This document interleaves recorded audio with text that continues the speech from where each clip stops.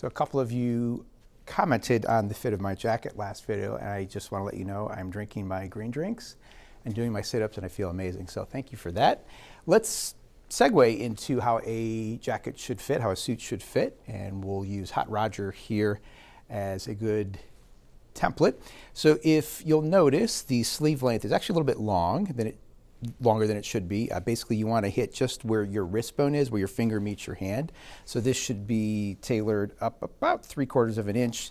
Most guys opt for about 1/8 to 1/4 of an inch of shirt poking out the bottom of their jacket sleeve. It's really a personal preference how much shirt sleeve you show, but again, this would be a little bit too long.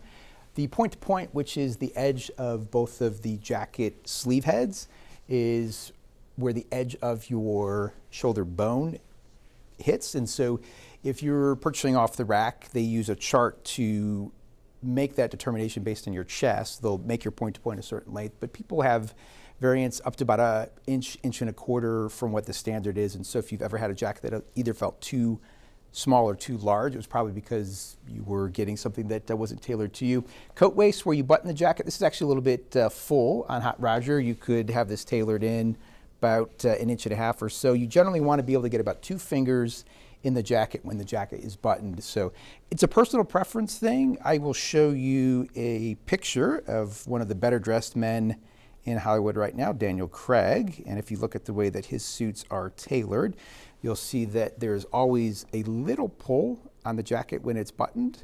I'm not suggesting that I look anything like Daniel Craig, but that certainly is the European style, so a little bit more fitted than you're probably accustomed to if you've been buying suits for a while. This is what I generally see when I'm meeting with a Milani client for the first time. Most guys are wearing clothing that's too big for them. So this is a nice exaggerated example, but if you look at the sleeve head of this jacket right here, it's falling off the edge of the mannequin's shoulders. This is for a gentleman who used to play in the NBA, so it's an exaggeration. But again, if we're talking about where it should fit as far as the jacket is concerned, this seam right here on a shirt is called your yoke, and the sleeve head of the jacket should fit right along there, which corresponds with your shoulder bone. Again, coat waist, about 2-finger rule, and then the length of the sleeve should be right to the edge of your wrist. Small segue, since I've been asked about this quite a bit, as far as putting together outfits, how many patterns should you have in an outfit?